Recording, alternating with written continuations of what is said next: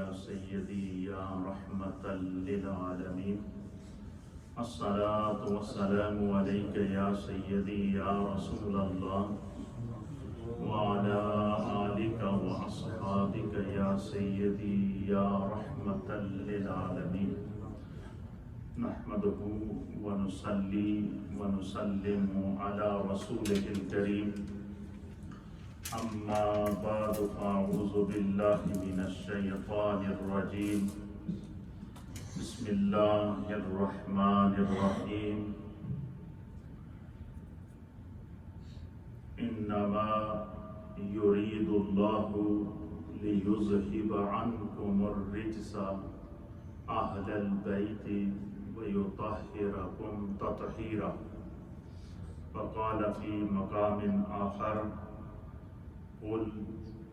لا اسألکم علیہ اجرا الا المودۃ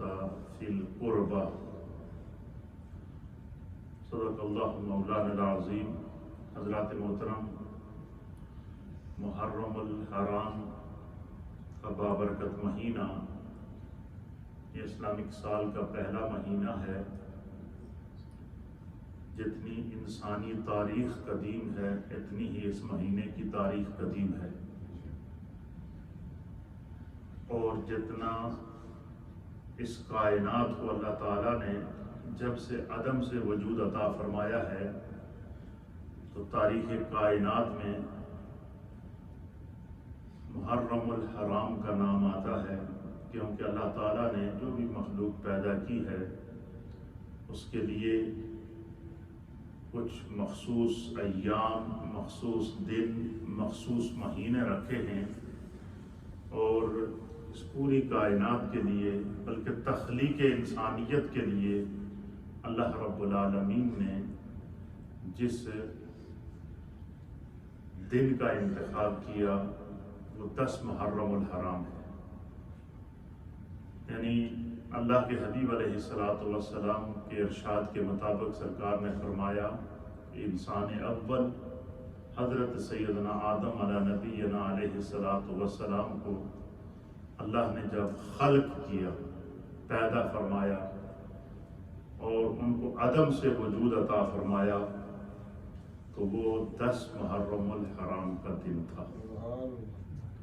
اسی طریقے سے نبی علیہ السلام کی ایک حدیث کے مطابق سرکار دو عالم صلی اللہ تعالیٰ علیہ وسلم نے فرمایا کہ جب اینڈ آف دا ورلڈ ہوگا، یعنی جب انسانیت پیدا ہوئی تو اس کے لیے انتخاب بھی 10 محرم کا کیا، اور نبی پاک صلی اللہ تعالیٰ علیہ وآلہ وسلم نے فرمایا کہ جب اینڈ آف دا ورلڈ ہوگا، قیامت برپا ہوگی، دنیا کے نظام کو، اس کائنات کو کلوز کر دیا جائے گا،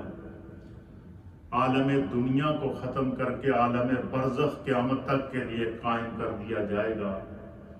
اور اینڈ آف دا ورلڈ ہوگا، تو حضور نے فرمایا کہ وہ بھی جمعے کا دن ہوگا اور 10 محرم الحرام ہوگا۔ یہ یعنی ابتدائی انسانیت کی ابتدا کی تاریخ بھی بتا دی اور انتہا کی تاریخ بھی بتا دی۔ پھر آپ تاریخ انسانیت کو اور تاریخ کائنات کو دیکھیں کہ کائنات کی تاریخ کے اندر اس انسانیت کی رہنمائی کے لیے، یا اس کائنات کی تاریخ کے اندر جتنے بڑے بڑے جو واقعات نظر آتے ہیں، مارکے نظر آتے ہیں، بڑی بڑی کائنات کے اندر تبدیلیاں نظر آتی ہیں، اس کے لیے بھی اللہ رب العالمین نے 10 محرم کا انتخاب کیا۔ اور پھر اللہ کے پیارے حبیب لبیب نبی رحمت جناب سید العالمین محمد الرسول اللہ صلی اللہ تعالیٰ علیہ وآلہ وسلم کے عظیم نواسے سید الشہداء حضرت سیدنا امام عالی مقام امام حسین رضی اللہ تعالیٰ عنہ کی جو شہادت ہوتی ہے، اس کے لیے بھی اللہ کی طرف سے جو انتخاب ہوا وہ 10 محرم کا ہوا۔ یوں تو ایک بڑی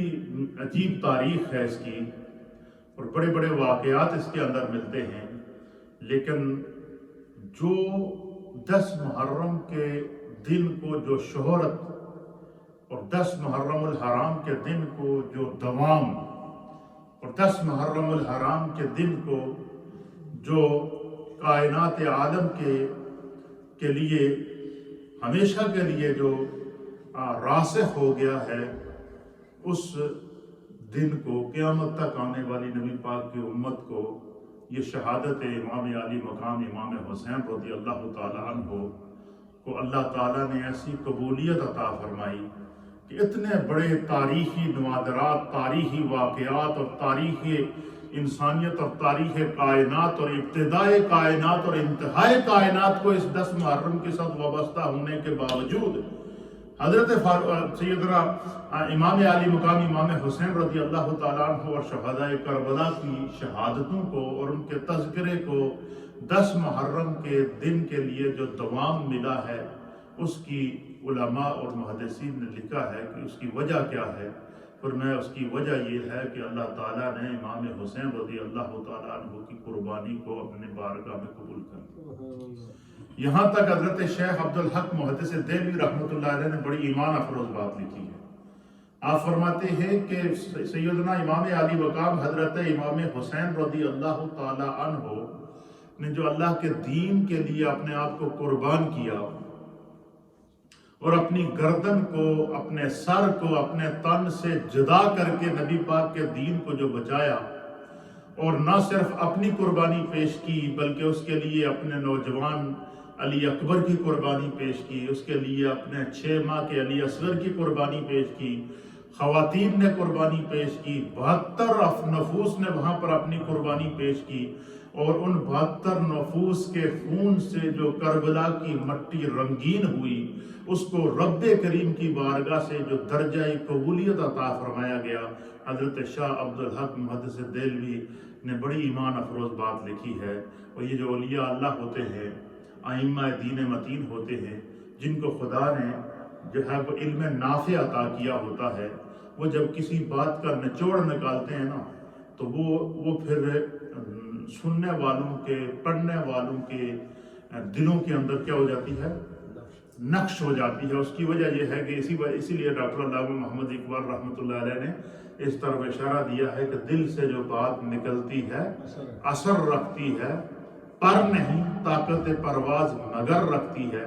اب مجھے بتائیں، کربلا کے تپتے ہوئے صحرا میں امام علی مقام امام حسین رضی اللہ تعالیٰ عنہ کے دل کی جو پکار تھی، وہ کائنات عالم کے قیامت تک آنے والی انسانیت کے ہر دل نے اپنے دل کی کانوں سے اس کو سنا ہے اور دل کی آنکھوں سے اسے دیکھا ہے، اور پھر تصور اور تخیل اور محبت اہل بیت اور محبت دین مصطفیٰ کی صورت میں اس کو محسوس کیا ہے۔ حضرت شاہ عبدالحق محدث دہلوی لکھتے ہیں کہ آپ فرماتے ہیں کہ یوں تو وہ 6 ماہ کے علی اصغر کا خون کربلا پہ گرا، یوں تو نوجوان علی اکبر کا خون کربلا میں گرا، یوں تو اون اور محمد کا خون کربلا میں گرا، یوں تو سید الشہداء امام علی مقام امام حسین رضی اللہ تعالیٰ عنہ کے خون سے کربلا کی جو صحرا تھا اور اس کا جو ریت والی مٹی تھی وہ رنگین ہوئی ہے۔ لیکن آپ فرماتے ہیں کہ اس کا جو اثر ہوا، وہ اثر کیا تھا؟ فرمایا کربلا کی مٹی پر گرنے والا آل رسول کا جو خون تھا، وہ نبی پاک کی امت کی رگوں میں محبت اہل بیت بن کر دوڑ رہا ہے۔ وہ رگوں کے اندر وہ خون اہل بیت، اہل ایمان کی رگوں میں وہ خون چلا گیا ہے، اور یہی وجہ ہے کہ جو دوام شہادت امام علی مقام امام حسین کو ملا ہے، تاریخ انسانیت کے اندر اس طرح کی جو ہے وہ مقبولیت اور اس طرح کا پرچار اور اس طرح کی جو ہے وہ قیامت تک کے لیے امام علی مقام امام حسین نے حق اور باطل کا فیصلہ کر کے بتا دیا کہ حق ہمیشہ غالب رہتا ہے، اور ان کی اس قربانی سے قیامت تک کے لیے نبی پاک کے دین کو بچا لیا۔ اس دفعہ انشاءاللہ العزیز میرا جو پروگرام ہے وہ یہ ہے کہ ایک تو یہ ہماری 4 مجلسیں تو ہوں گی، اس کے علاوہ انشاءاللہ العزیز اس میں 4 جمعے بھی آ جائیں گے، 8 مجلسیں ہی ہو جائیں گی۔ اس کے علاوہ انشاءاللہ العزیز 14 اگست یعنی یہ جو کمنگ سنڈے ہے اس کو چھوڑ کر اس سے اگلا جو سنڈے ہے 14 اگست سنڈے کو بعد نماز ظہر، ظہر کی نماز پڑھنے کے فوراً بعد ہماری اس نیو مدینہ مسجد کے اندر انشاءاللہ العزیز سالانہ شہدائے کربلا کانفرنس ہوگی۔ باہر سے علماء تشریف لائیں گے، اسکالر تشریف لائیں گے، انگلش اور اردو اسکالرز ہوں گے، شناخواں ہوں گے، اور یہ مجلس ظہر کے فوراً بعد شروع ہو جائے گی، اور ایک بہترین بیان اردو میں، ایک بہترین بیان انگلش کے اندر، اور منقبت اور نعت، اور پھر مجلس ذکر و دعا اور لنگر کا اہتمام۔ جس طرح کہ ہر سال شہدائے کربلا کانفرنس اور میلاد پاک کی کانفرنس ہمارے ہاں نیو مدینہ مسجد میں ہوتی ہے، وہ پورے اہتمام اور انصرام کے ساتھ منعقد کی جائے گی۔ میں نے اس دفعہ جو نیت کی ہے، کیونکہ کہتے ہیں کہ کوئی بھی کام کرنے سے پہلے اچھی نیت کر لینی چاہیے، اور نبی پاک صلی اللہ علیہ وسلم کی حدیث ہے، حضور اللہ نبی علیہ الصلوۃ والسلام نے فرمایا کہ نیت المؤمن خیر من عملہ، مومن کی جو نیت ہے وہ اس کے عمل سے بہتر ہوتی ہے۔ تو میں نے اس دفعہ جو نیت کی ہے وہ یہ کی ہے کہ جو واقعہ کربلا ہے اس کا جو تاریخی پس منظر ہے، اور واقعہ کربلا کے اندر رونما ہونے والے جتنے بھی انسیڈنٹ ہیں، وہ امام عالی مقام امام حسین رضی اللہ تعالیٰ عنہ، وہ کیا وجہ تھی کہ جس بنا پر امام عالی مقام امام حسین رضی اللہ تعالیٰ عنہ نے اپنے پورے خاندان نبوت کے ساتھ اتنی بڑی قربانی پیش کی ہے، اس کا جو پس منظر ہے وہ کیا ہے، اور اس کا جو ریزن ہے وہ کیا ہے، اور وہ کیا وجہ تھی کہ پوری دنیا سے لوگ حج کے لیے آ رہے تھے، اور امام عالی مقام حرم کو چھوڑ کر کربلا کی طرف اور کوفہ کی طرف روانہ ہو رہے تھے۔ پھر اس دوران امام عالی مقام امام حسین رضی اللہ تعالیٰ عنہ کو کن وجوہات کی بنا پر آپ نے اتنی بڑی قربانی دی، وہ پیش کی جائے گی۔ پھر جو خاندان اہل بیت کے ساتھ جو ظلم و ستم اور داستان کربلا جو رقم کی گئی ہے، اس کے انشاءاللہ جو بالکل جو تاریخی پہلو ہیں، اور جس کو ہمارے علماء محدثین نے بیان کیا ہے، ان تمام کو دلائل اور حقائق کے ساتھ بیان کر کے انشاءاللہ اس پر پوری تفصیل سے، اور پھر آپ کی شہادت کے بعد، انسیڈنٹ آف کربلا کے بعد جو اہل بیت اطہار پر جن مصائب اور آلام اور جن آزمائشوں سے ان کو گزرنا پڑا وہ کیا تھی، اہل مدینہ کا اس کے اندر کیا کردار رہا ہے، یہ انشاءاللہ اس کے اوپر میں اس دفعہ تفصیل سے پورا یہ ایک سیریل کے طور پر، ایک سیریس کے طور پر میں اس کو پیش کر دوں گا۔ تقریباً اس میں 8 یا 9 بیانات آ جائیں گے، اور اس میں سے سب سے پہلا فضائل اہل بیت کے اوپر آ جائے گا، دوسرا امام عالی مقام امام حسین رضی اللہ تعالیٰ عنہ اور حسنین کریمین کی جو تربیت ہے اس کے اوپر آ جائے گا، پھر امام عالی مقام امام حسین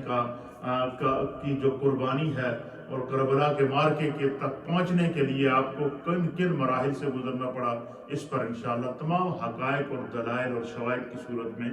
گفتگو کی جائے گی۔ اللہ تعالی ہم سب کو سمجھنے کی توفیق اور ہمت عطا فرمائے۔ اسی طریقے سے ساتھ ساتھ ہمارے جو انگلش سیشن ہیں وہ بھی چلیں گے، تاکہ جو ہے وہ ہم اس کی جو پورا جو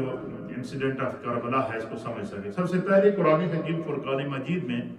اللہ رب العالمین نے جو منتخب لوگ ہیں ان کو قرآن میں متعدد مقامات پر بیان کیا، ان میں سے سب سے عظیم طبقہ انبیاء کرام کا، اللہ کے محبوب لوگوں میں سے سب سے عظیم طبقہ کس کا ہے؟ اللہ کے انبیاء کا ہے، پھر جو ہے وہ اہل بیت اطہار کا ہے،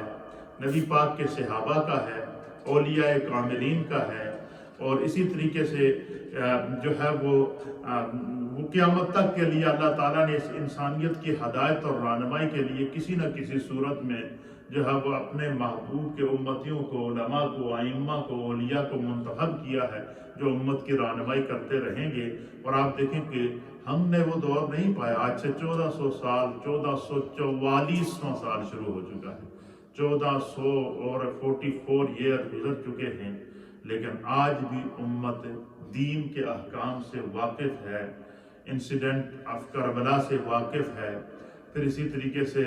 جو اللہ کے حبیب علیہ السلام امت کو دین کی صورت میں امانت دے کر گئی ہیں، اس سے امت واقف ہے اور قیامت تک واقف ہوتی رہے گی۔ اور آپ دیکھیں کہ گئے سے گئے گزرے دور کے اندر بھی اسلام پھیل رہا ہے۔ اس کی وجہ کیا ہے؟ اس کی وجہ یہ ہے کہ امام علی مقام امام حسین اور آپ جیسے اکابرین کی قربانیوں کو اللہ نے اپنی بارگاہ میں اس طرح قبول کیا کہ یہ دین امت کے سینوں میں نقش ہو گیا. گناہگار سے گناہگار مسلمان ہی کیوں نہ ہو، لیکن وہ کبھی اپنے دین پر کمپرومائز نہیں کرے گا. اس کے دل میں خوف خدا ضرور. ہاں، اگر کوئی یزیدی بن جاتا ہے جس کو جہاد نہ خیر اور شر کی پرواہ نہ ہو، تو پھر شریعت نے اس کا حق اور باطل کو اسی وجہ سے الگ کر دیا ہے. اس لیے آج کی ہماری گفتگو ہے یہ قرآن حکیم فرقان مجید میں اللہ تعالیٰ نے تو یوں تو پوری انسانیت کا ذکر کیا ہے، انسان اول سے لے کر تخلیق آدم علیہ السلام سے لے کر اپنے محبوب علیہ السلام کے خاتم النبیین ہونے تک، اور حضور علیہ السلام کی قیامت تک کے لیے آپ کی نبوت اور رسالت کو قائم رہنے اور اس کی قیامت کے بپا ہونے اور قیامت کے بیچ میں جو اس کی جو نشانیاں آئیں گی اور اس کے جو سائن آف قیامہ آئیں گے، ان کو بھی ہمارے پیارے آقا علیہ السلام نے ترتیب سے بیان کر کے امت کو بتا دیا ہے، خیر کا راستہ بھی اور شر کا راستہ بھی. تو ہمیں ان تمام نقوش سے رہنمائی حاصل کرنی چاہیے. اللہ تعالیٰ قرآن حکیم فرقان مجید میں سورۃ الاحزاب کے اندر ارشاد فرماتا ہے کہ انما یرید اللہ لیذھب عنکم الرجس اہل البیت ویطہرکم تطہیرا، کہ بے شک اللہ رب العالمین نے کی ذات نے ارادہ فرمایا ہے کہ اپنے محبوب کے جو اہل بیت ہیں ان کو ہر طرح کی رجس سے، ہر طرح کی ناپاکی سے،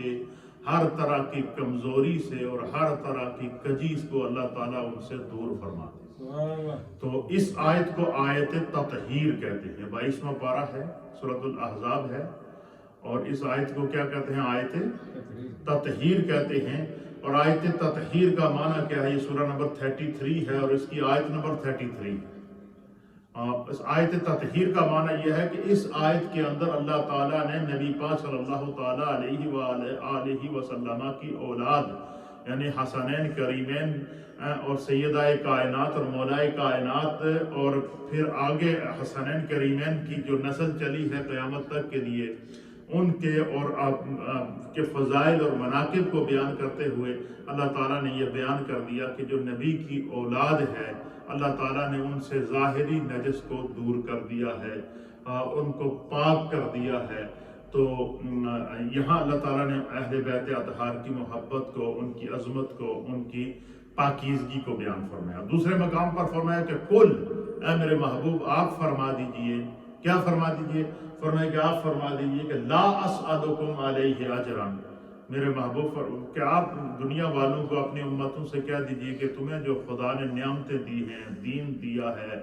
ایمان دیا ہے، اللہ تعالیٰ نے قرآن دیا ہے، اللہ تعالیٰ نے گھر دیے ہیں، اللہ تعالیٰ نے جاب دی ہے، جو خداوند قدوس نے تمہیں طرح طرح کی عزتیں، اقتدار تک اللہ تعالیٰ نے تمہیں عطا فرمایا ہے، زمین کا اختیار تک خدا نے تمہیں عطا فرمایا ہے، اللہ تعالیٰ نے اپنے انعامات اور اکرامات سے تمہیں نوازا ہے. فرمایا لا اسألکم علیہ اجرا، اللہ تعالیٰ تم سے ان انعامات کے بارے میں سوال نہیں کرے گا، لیکن الا المودۃ فی القربى، اور میں نبی علیہ السلام کے جو قرابت دار ہیں ان کے بارے میں خدا تم سے ضرور سوال کرے گا.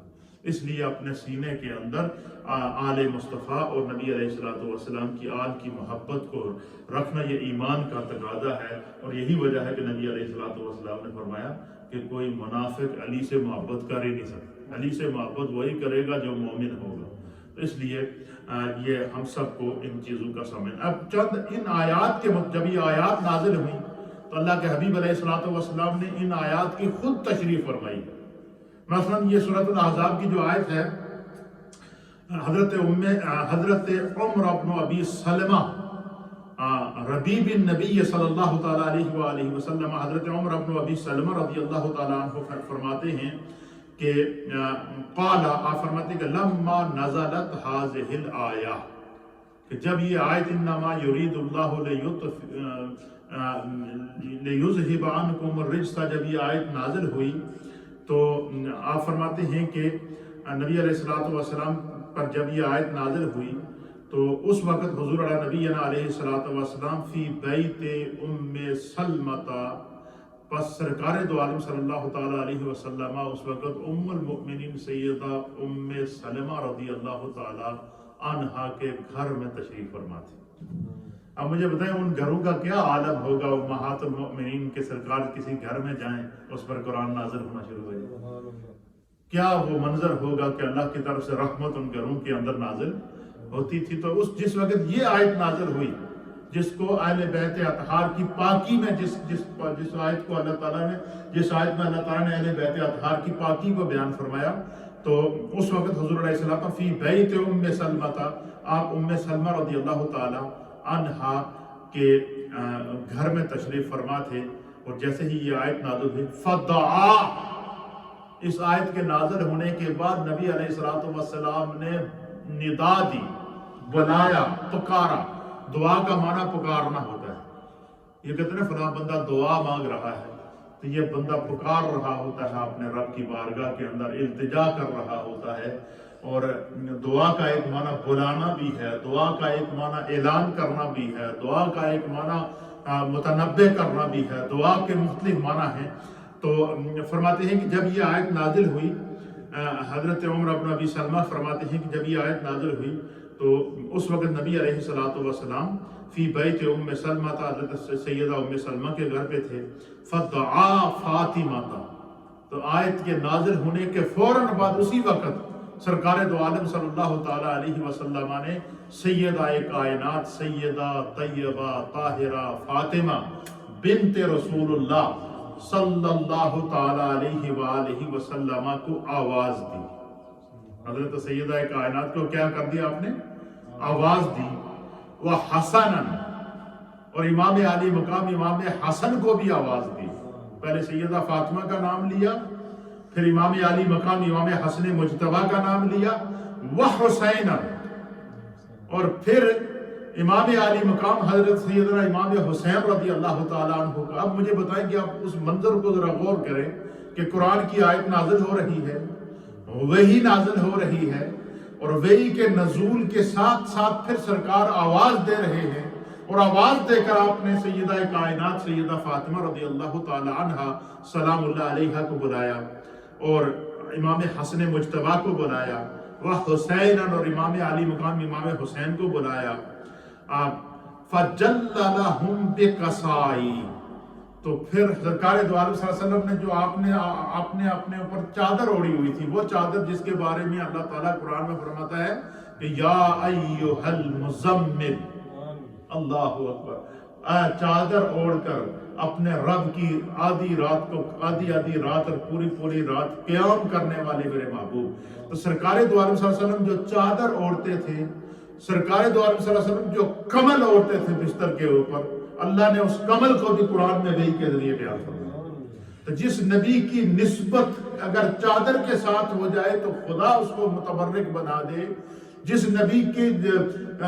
بستر کی نبی کے ساتھ نسبت ہو جائے خدا اس کا قرآن کے اندر اگر ذکر فرمائے، جس کپڑے کا خود نبی کے جسم کے ساتھ لمس ہو جائے خدا اس کو اگر بیان فرمائے، تو آپ مجھے بتائیں کہ جو اولاد نبی کے خون ہے، جو اولاد جو نبی کا جگر کا ٹکڑا ہے، وہ اولاد جن کو حضور علیہ السلام نے اپنے جگر کا ٹکڑا حضرت سیدہ کائنات کو ارشاد فرمایا، اور پھر سرکار دو عالم صلی اللہ علیہ وسلم نے فرمایا کہ حسین منی وانا من حسین،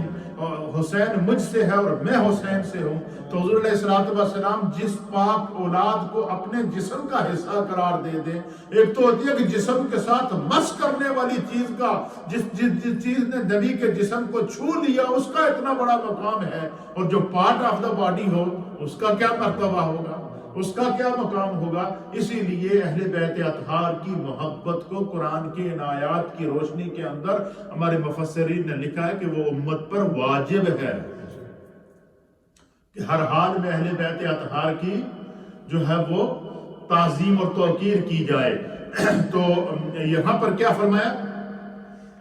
کہ جس وقت یہ آیت نازل ہوئی تو آپ نے سیدہ کائنات کو آواز دی، امام حسن مجتبیٰ کو آواز دی، امام حسین کو آواز دی۔ فَجَلَّ لَهُمْ بِقَصَائِي، اللہ کے حبیب علیہ السلام نے اپنی چادر کو پھیلا کر ان تینوں کو بلا کر اپنے سینے کے ساتھ لگا کر اوپر سے اپنی چادر کا ایسے بکل مار دی۔ کیا کر دی؟ پہلے سیدہ کائنات کو بلایا، ان کو اپنے سینے کے ساتھ لگایا، امام حسن کو بلایا، ان کو اپنے سینے سے لگایا، امام حسین کو بلایا، ان کو اپنے سینے سے لگایا، پھر مولا علی، اور پھر مولا کائنات کو آواز دی خلف ظاہری، اور مولا کائنات کو فرمایا کہ علی میری پیٹھ کے پیچھے آ جاؤ۔ کیا فرمایا؟ مولا کائنات کو پیٹھ کے پیچھے کھڑا کیا، اور سیدہ کائنات اور حسنین کریمین کو اپنے سینے کے ساتھ، اس سینے کے ساتھ جس سینے پہ خدا نے 30 پارے قرآن وحی کی صورت میں ڈالا، وہ سینہ جو انوار الہی کا مرکز تھا، وہ سینہ۔ علماء اور محدثین نے لکھا ہے کہ دیکھیں قرآن اس منظر کو بیان فرماتا ہے کہ جب حضرت موسیٰ علیہ نبی علیہ السلام نے اللہ کی بارگاہ میں عرض کیا کہ رب آرنی، کیا مالک و مولا میں تیرا دیدار کرنا چاہتا ہوں، تیرے حسن مطلق کو دیکھنا چاہتا ہوں، تو اللہ پاک نے فرمایا کہ لن ترانی، موسیٰ میں تو تمہیں اپنا دیدار کرا دوں گا، لیکن تیری آنکھ کے اندر وہ طاقت اور ہمت نہیں ہے کہ میرے جلوے کو برداشت کر سکے۔ لیکن چونکہ موسیٰ علیہ نبی علیہ السلام لاڈلے پیغمبر تھے، آپ نے فرمایا کہ طاقت ہو یا نہ ہو، ہوش رہے یا نہ رہے، کم از کم کوئی یہ تو نہیں کہ میں اگر اس دنیا سے گیا بھی تو لوگ تو یہ کہیں کہ جلوہ حق میں غرق ہو گیا، نور حق کے اندر غرق ہو گیا، انوار الہی کا مظہر بن گیا۔ اس لیے عرض کیا کہ بار الہ میں برداشت کر سکوں یا نہ کر سکوں، میری دل کی خواہش ہے کہ میں تیرے حسن مطلق کو دیکھوں۔ تو قرآن اس منظر کو بیان فرماتا ہے کہ اللہ تعالیٰ نے موسیٰ علیہ السلام سے فرمایا انظر الی الجبل، موسیٰ وہ جو طور پہاڑ ہے اس کی طرف تم دیکھنا، اس پر میں اپنی تجلی ڈالوں گا، اپنے نور کی ادنا سی تجلی۔ امام فخر الدین رازی نے لکھا ہے کہ یہ جو کپڑے سلائی کرنے والی سوئی ہوتی ہے، اس کا جو آگے کا نکا ہوتا ہے، اس کا جو منہ ہوتا ہے، اس کا بھی کروڑواں حصہ اگر کریں تو وہ اتنی تجلی تھی۔ اللہ نے اس پہاڑ پر نازل کی، پہاڑ ریزہ ریزہ ہو گیا، فخر موسیٰ صاعقا، قرآن اس منظر کو بیان فرماتا ہے۔ موسیٰ علیہ السلام بے ہوش ہو گئے، پہاڑ اس تجلی کو برداشت نہ کر سکا، اور اللہ خود فرماتا ہے کہ یہ قرآن کریم جو میرا کلام ہے، جس کو میں نے اپنے محبوب کے سینے پر نازل کیا، اس قرآن کی جلالت کا کیا عالم ہے۔ اللہ فرماتا ہے لو انزلنا ھذا القرآن علی جبل لرأیتہ خاشعا متصدعا من خشیۃ اللہ۔ فرمایا کہ اگر اس قرآن کو میں پہاڑ پر نازل کرتا تو اس کی حیبت اور جلالت کا یہ عالم ہے کہ پہاڑ بھی اللہ کے خوف سے ریزہ ریزہ ہو جاتا۔ اس قرآن کلام الہی، اس قرآن کریم اور اس وحی الہی کا بوجھ برداشت نہ کر سکتا۔ اور اس کی مثالیں قرآن نے 2 مقامات پر دی ہیں۔ ایک موسیٰ علیہ السلام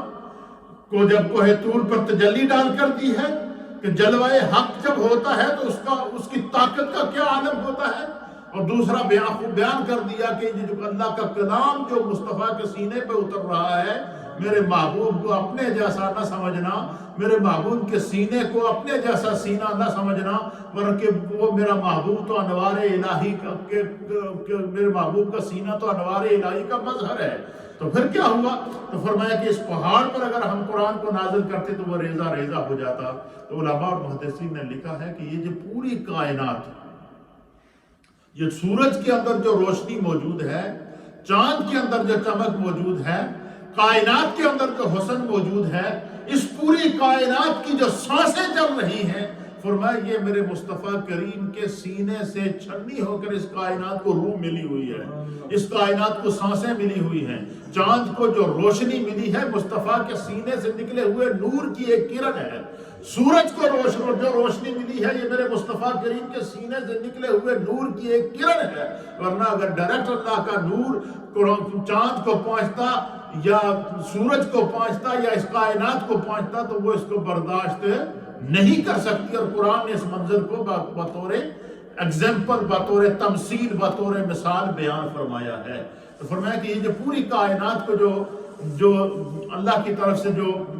ملا ہے، فرمایا کہ یہ نبی پاک صلی اللہ علیہ وسلم کے سینے سے چھنی ہو کر آیا ہے۔ تو فرمایا کہ یہ پوری کائنات کو جو نعمتیں ملی ہے یہ سینہ مصطفیٰ سے ہو کر کائنات کو ملتی ہے، ورنہ اس کائنات کے اندر اتنی طاقت ہی نہیں ہے کہ وہ اللہ کے انوار کا ڈائریکٹ جو ہے وہ برداشت کر سکے۔ تو اس سینے کو جو وحی الہی کا مرکز تھا، وہ سینہ جس نے پوری کائنات کے نظام کو جو ہے وہ کا مرکز ہے، وہ سینہ جس کو اللہ تعالیٰ نے علم نشرح لک صدرک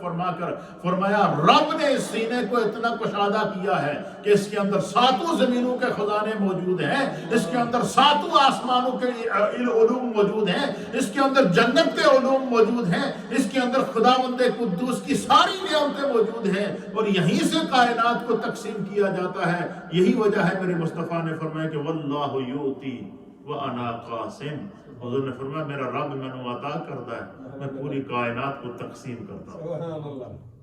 اس سینہ جو وحی کا مرکز تھا، ادھر قرآن نازل ہو رہا ہے، یہ آیت نازل ہوئی سورہ احزاب کی، حضور علیہ نبینا علیہ الصلوۃ والسلام نے سیدہ کائنات کو بلا کر اپنے سینے سے لگایا، امام حسن مجتبیٰ کو بلایا اپنے سینے سے لگایا، امام حسین کو بلایا اپنے سینے سے لگایا، مولائے کائنات کو بلایا اپنی پیٹھ کے ساتھ ان کو کھڑا کیا، پھر کیا کیا؟ فَجَلَّ لَهُمْ بِكَسَائِ، پھر فَجَلَّ لَهُ بِكَسَائِ، پھر ان چاروں کے اوپر کیا کیا حضور نے؟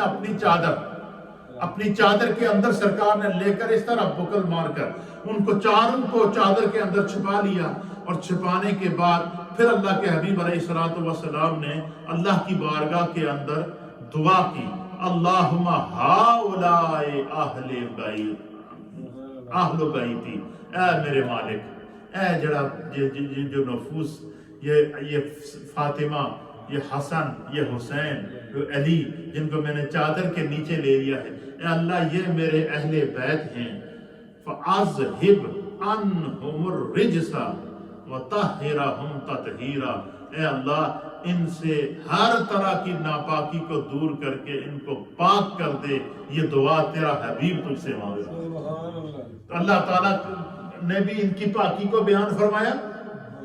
مصطفیٰ کریم نے اپنی چادر کے اندر لے کر ان کی پاکی کو بیان فرمایا۔ اور مجھے بتائیں اتنا اس انداز سے میرے مصطفیٰ کریم نے ان کی تربیت فرمائی ہے، تو جن ظالموں نے، جن شقی القلبوں نے اہل بیت اطہار کی ان معصوموں کا، ان جو چھوٹے چھوٹے بچے تھے، جس میں حضرت سیدنا علی اصغر رضی اللہ تعالیٰ عنہ اور سیدنا علی اکبر رضی اللہ تعالیٰ عنہ، جو بالکل چھوٹے چھوٹے بچے، 6 ماہ کا بچہ جو ہے یہ گناہ سے پاک ہوتا ہے، یہ بالکل معصوم ہوتا ہے۔ اس معصوم سے مراد یہ ہے کہ وہ جو ہے وہ گناہ سے بالکل پاک ہے، ورنہ اہل سنت و جماعت کے نزدیک معصوم طبقہ صرف انبیاء کا ہے، اہل بیت اطہار اور صحابہ اکرام اور جتنے بھی اولیاء کاملین ہیں جن پر خدا نے اپنے انوار کی بارش کی ہے، جن کو اپنے قرب کی دولت سے محفوظ عطا فرمائی، یہ سارے محفوظ ہیں۔ یہ کیا ہیں؟ اللہ نے ان کو گناہوں سے بچا کے رکھا ہے۔ معصوم جو طبقہ ہے یہ صرف انبیاء علی نبینا علیہ انبیاء اکرام کا ہے۔ پھر اسی طریقے سے اللہ کے حبیب علیہ الصلوۃ والسلام نے فرمایا کہ اللہ ان سے ہر طرح کی جو ہے وہ پاکی کو دور فرما دے۔ وہ حضرت ام سلمہ کہتی ہیں کہ میں اس پورے وہ دیکھ رہی تھی اس پورے منظر کو، تو آپ نے فرمایا کہ میں نے عرض کیا کہ وانا معاہم یا نبی اللہ، قال انت علی مکانک وانت علی خیر، فرماتے کہ میں نے عرض کیا کہ یا رسول اللہ، جو آپ کی اہل بیت کی جو رہنے والی جو آپ کی ازواج مطہرات ہیں ان کے بارے میں کیا حکم ہے؟ حضور نے فرمایا کہ ہر ایک کو اس کے مقام کے مطابق اللہ تعالیٰ نے عزت اور احترام عطا فرمایا ہے، خیر عطا فرمائی ہے۔ تو اس آیت کے اندر نبی علیہ الصلوۃ والسلام نے کیا کیا؟ جو ہے پھر دوسرے مقام کے اوپر سورہ آل عمران کی آیت نمبر ہے 61، اس میں بھی اللہ تعالیٰ نے اہل بیت اطہار کا بالکل خصوصیت کے ساتھ ذکر کیا، اور وہ کیا ہے کہ حضرت سعد بن ابی وقاص رضی اللہ تعالیٰ عنہ، سنن امام مسلم نے اس کو نقل کیا، امام ترمذی نے نقل فرمایا کہ آپ فرماتے قال لما نزلت هذه الآية فقل تعالوا ندعو ابناءنا وابناءكم، جس وقت یہود نے، مدینے کے یہودیوں نے اور نصارہ نے نبی علیہ الصلوۃ والسلام کو چیلنج کیا، کیا کیا؟ چیلنج کیا، تو اور جب چیلنج کیا تو اللہ کی طرف سے آیت نازل ہوئی، فرمایا قل اے میرے محبوب آپ فرما دیجیے ان یہود سے کہہ دیجئے جو آپ سے مناظرہ کرنا چاہتے ہیں، کہتے ہیں کہ ہم اللہ کے نبی سے مناظرہ کریں گے اور اپنے اپنے بڑے بڑے جو ان کے راہب ہیں ان کو بلائیں گے، اور ان کے جو مذہب کے بڑے بڑے جو ان کے نزدیک ان کے مذہب کے عالم ہیں ان کو بلائیں گے، اور وہ جو ہے محمد عربی سے مناظرہ کریں گے۔ تو اللہ کے حبیب علیہ الصلوۃ والسلام نے تو اللہ فرماتا ہے کہ محبوب آپ فقل آپ ان سے فرما دیجئے تعالوا، ان سے کہو لے آؤ، جتنے تم نے بڑے بڑے جو اسکالر چھپا رکھے ہیں، بڑے بڑے راہب تم نے جو چھپا کے رکھے ہوئے ہیں، جو بڑے بڑے فقیہ تم نے چھپا کے رکھے ہوئے ہیں، ان کو لے کر آ جاؤ۔ فرمایا تم ان کو لے کر آؤ، فرمایا تم اپنے بیٹوں و ابناءنا، تم اپنے بیٹوں کو لے کر آؤ، و ابناءکم، فرمایا حضور نے فرمایا کہ میں اپنے بچوں کو لے کر آتا ہوں، تو اپنے بچوں کو لے کر آ، میں اپنی اولاد کو لے کر آتا ہوں، یہ اپنی اولاد کو لے کر آتے ہیں، ایک میدان کے اندر کھڑے ہو جاتے ہیں۔ پھر سرکار دو عالم صلی اللہ علیہ وسلم نے جب یہ آیت نازل ہوئی تو پھر اللہ کے حبیب علیہ السلام نے دعا رسول اللہ صلی اللہ تعالیٰ علیہ وسلم، جیسے ہی آیت نازل، پہلی آیت میں بھی کیا کہ انما یرید اللہ لیذھب عنکم الرجس، جب یہ آیت نازل ہوئی فدعا رسول اللہ صلی اللہ تعالیٰ علیہ وآلہ وسلم فاطمہ تک، حضور نے فاطمہ رضی اللہ تعالیٰ عنہ کو بولا۔ پھر جب یہ آیت نازل ہوئی سورہ آل عمران کی آیت نمبر 61، فدعا رسول اللہ صلی اللہ تعالیٰ علیہ وآلہ وسلم علیاً، اس میں پہلے فاطمہ رضی اللہ تعالیٰ عنہ کو بلایا، اس میں حضور نے پہلے حضرت علی رضی اللہ تعالیٰ عنہ کو آواز دی، فدعا رسول اللہ صلی اللہ تعالیٰ علیہ وآلہ وسلم علیاً و فاطمہ و حسن و حسین۔ پھر سرکار نے اس آیت کے نزول کے وقت دوسری مرتبہ پھر حضور نبی علیہ السلام نے مولا کائنات کو آواز دی، سیدہ کائنات کو آواز دی، حسنین کریمین کو آواز دی، اور پھر اللہ اپنے سامنے کھڑا کر کے حضور نے فرمایا اللہم ہاؤلائی اہلی، اے میرے رب یہ میری اہل ہے، میں نے حاضر کر دی ہے۔ فرمایا جب یہ آیت نازل ہوئی تو یہودیوں کا جو کوئی بڑا راہب تھا اس نے آ کر ان سے کہا کہ اپنے نبی کے سامنے نہ جانا، فرمایا جن نورانی شخصیات کو حضور میدان میں لے کر آ گئے ہیں، اگر یہ اس حال میں یہ طور پہاڑ کو حکم دیں گے وہ بھی چل کے نبی کے قدموں کے اندر آ جائے گا۔ تو یہ اس کے اندر بھی اللہ تعالیٰ نے اہل بیت اطہار کی سورہ آل عمران کی آیت نمبر 61 کے اندر بھی اللہ تعالیٰ نے اہل بیت اطہار کی عظمت کو بیان فرمایا۔ پھر سورہ احزاب کے اندر اللہ پاک نے اہل بیت کے اطہار کی عظمت کو بیان فرمایا۔ پھر اسی طریقے سے قرآن حکیم فرقان مجید کی متعدد صورتوں کے اندر اللہ تعالیٰ نے اہل بیت اطہار کی عظمتوں کو بیان فرمایا، اور یہ آیت جیسے ہی نازل ہوئی حضور نے خود اس کی تشریح فرما کر نام لے کر بتا دیا یہ میری اہل بیت ہیں۔ تو یہ وہ اہل بیت ہیں کہ جن کے بارے میں وحی نازل ہوئی، جن کی عظمت کو رب نے بیان کیا، جن کے مقام کو مصطفیٰ نے بیان کیا، ان کے ساتھ جو کربلا میں ظلم ہوا، جو ناحق خون بہایا گیا، اور پھر امام علی مقام امام حسین رضی اللہ تعالیٰ عنہ نے جو قربانی پیش کی ہے، اور پھر اس قربانی کے نتیجے میں قیامت تک کے لیے جو امت کو جینے کا سلیقہ ملا ہے، یہ تاریخ انسانیت میں ہمیشہ یاد رکھا جائے گا، اور قیامت تک نبی کے دین کی حفاظت کا جذبہ قربانی امام علی مقام امام حسین اور قربانی شہداء کربلا دے گئی ہے۔ قیامت تک کے لیے دین پر قائم رہنے کا جذبہ امام علی مقام امام حسین کی شہادت اور شہداء کربلا کی شہادت دے گئی ہے۔ قیامت تک امت کو جینے کا سلیقہ